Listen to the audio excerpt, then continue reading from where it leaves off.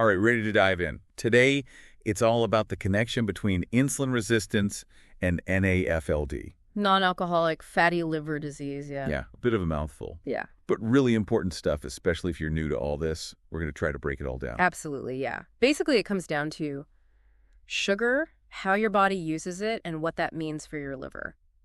Okay, so super basic question to kick us off.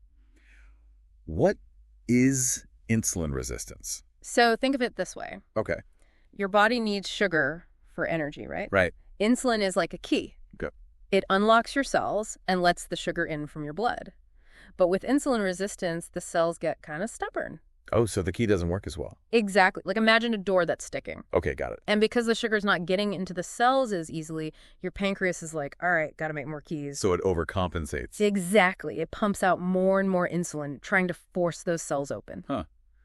So what happens then? I mean, does that actually work? Not really. You end up with way too much insulin and high blood sugar, which, that's how you end up with prediabetes and eventually type 2 diabetes. Makes sense. So this is where AFLD comes into the picture, right? Right. The article we're looking at from Healthline, it says these two things often happen together. Why is that? Well, for one, they share a lot of the same risk factors, like carrying extra weight, especially around the middle. Visceral fat, right? Yes, that deep belly fat. It's a big problem. We hear that a lot, that visceral fat is worse. But why? What makes it so different? It's not just sitting there, Oh, really? Yeah, it's metabolically active. What does that even mean? Like, it's churning out all this inflammatory stuff. Oh, wow. That messes with your body's normal processes and makes you more vulnerable to both insulin resistance and NAFLD. So it's not just about how much you weigh. Nope. It's where you carry it, too. Okay. So we've got weight, especially visceral fat, as a common risk factor. But then it gets even more intertwined, right? Because the article says that insulin resistance itself actually makes NAFLD worse. Yeah, it's kind of a tricky thing. How does that work? So insulin resistance, it can trigger this thing called lipolysis. Lipolysis. Basically, that's your body breaking down fat for energy. But when you're insulin resistant, it goes into overdrive. Like it's flooding your system with fatty acids. So it's like your body's releasing way too much fat at once. Yeah, and all that excess fat has to go somewhere, one of its favorite spots. Let me guess. The liver. Bingo. It Yeah. gets stored in the liver, which leads to, you guessed it, NAFLD. It's like this domino effect. Yeah. Insulin resistance kicks off this whole cascade that ends up with a fatty liver. Exactly. And that's why you see NAFLD in such a high percentage of people with type 2 diabetes. The article says it's between 60 and 86%. Wow, that's huge. I mean, that really highlights how connected these two conditions are. Oh, absolutely. And it's not a one-way street either. What do you mean? Well, people with NAFLD, they have a way higher risk of developing type 2 diabetes, too. So it goes both ways. It does. It's a bit of a vicious cycle, unfortunately. That's kind of scary. But okay, let's move on to symptoms. Like, how would someone even know if they had insulin resistance or NAFLD? Especially someone new to all this, right? Yeah, that's the tricky thing. Both of them can be super silent in the beginning. Really? Especially NAFLD. You might not have any symptoms, like, at all. So you could have a fatty liver and not even know it. It's possible, which is why, regular checkups, blood work, that's all really important. Okay, good point. But as it gets worse, are there signs to watch out for? With NAFLD, I mean. Yeah, some people might start feeling tired all the time or get pain in their upper right abdomen. Oh. Or even jaundice, where your skin and eyes look yellowish. Yeah, I've heard of that.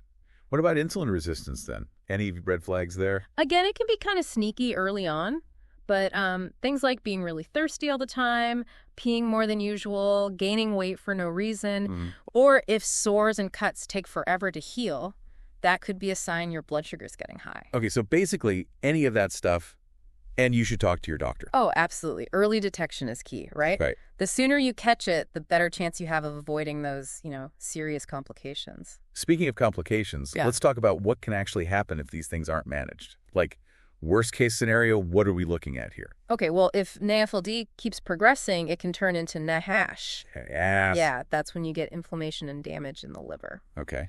And then what happens after that? Well, NASH can eventually develop into cirrhosis. Cirrhosis, that sounds bad. Yeah, it's basically scarring of the liver. Oh, wow. So as the healthy tissue gets replaced by scar tissue, the liver can't do its job properly anymore. That makes sense. And that can lead to, fluid building up in your abdomen, internal bleeding, even liver failure. Yikes. Okay, what about on the insulin-resistant side? Like, if it turns into full-blown type 2 diabetes, what kind of problems can happen? Oh, there's a whole bunch. High blood sugar is really tough on your blood vessels and nerves everywhere in your body. So it raises your risk of heart attack, stroke, kidney disease. You can lose your vision, get nerve damage, even have to get amputations. It's serious stuff. Wow, that's a lot to take in. But before we all get too depressed, is there anything people can do about this? Absolutely. The good news is both NAFLD and insulin resistance, they can often be prevented or even reversed, especially when you catch them early. So what's the magic solution? It's not really magic, but lifestyle changes, they're key. Like losing weight if you need to, eating healthy, getting regular exercise, managing stress. That's the foundation. Okay, let's break that down a bit. What kind of diet are we talking about? Anything specific? The main thing is to focus on whole, unprocessed foods. So fruits, vegetables, whole grains, lean protein, healthy fats. Okay, like from nuts and seeds, olive oil, that kind of thing. Exactly. And cutting back on sugary drinks, processed foods, refined grains, all that stuff. So it's not about, like, some crazy diet plan. No. It's just about making healthier choices overall. And portion control, that's important too. Makes sense. Even healthy food can add up if you eat too much. Right. Okay, what about exercise? What's best for insulin sensitivity and liver health? Honestly, anything is better than nothing. Aim for at least 30 minutes of moderate intensity exercise most days of the week. Okay, so like brisk walking, swimming, that kind of thing. Yeah, or dancing, biking, and don't forget strength training. Oh, right. Muscle helps your body use insulin better. So a mix of cardio and strength training. Yep, that's a good combo. And it doesn't have to be complicated either. Just find something you enjoy that you can actually stick with. Yeah, that's important. Even small changes add up over time, right? Absolutely. Okay, so we've got diet, exercise, anything else people should think about? Oh, stress management. That's a big one. Stress messes with your whole body, increases inflammation, makes you more likely to get both of these conditions. So find healthy ways to cope. Like what? Give us some ideas. Yoga, meditation, just being in nature or talking to a therapist, whatever works for you. Yeah. Stress relief is so important, and people forget about it. I know, right? And, of course, sleep. Oh, yeah, of course. If you're not getting enough sleep, your body makes more cortisol, that's the stress hormone, and it throws your blood sugar control off. Right. So aim for 7 to 8 hours a night, good quality sleep. sleep, diet, exercise, stress. It's all connected. So it sounds like even if you're, predisposed to these things, making those changes can really, really make a difference. Oh, yeah, absolutely. Even small changes over time, they can have a huge impact on your health.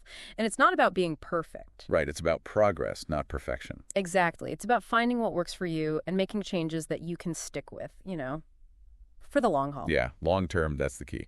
Yeah. And if you're feeling overwhelmed by all this, definitely reach out for support. Talk to your doctor. That's a good point. They can help you figure out your risk, what tests you need, create a plan that's just for you. Right. A personalized plan. That makes sense. Yeah. And they can connect you with, other experts too, like a registered dietitian, maybe a certified diabetes educator. So you can get even more specialized help. Exactly. So it's like a team effort, really. You're not in this alone. That's right. And don't forget, there's tons of information out there online, in your community. Do your research, ask questions. Knowledge is power, right? Yeah. The more you understand about all this, the better you can take control of your own health. Exactly. And that's really what it's all about, empowering yourself to make good decisions and take action. Well, this has been, wow, a really insightful deep dive. I feel like we've covered so much about insulin resistance, NAFLD, how they're connected, the risks, and I think most importantly, what we can do about it all. Yeah, it's been great talking about this with you.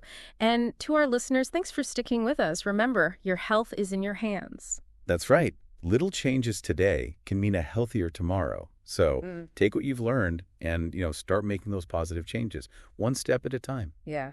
Until next time, stay curious, stay informed, and stay healthy.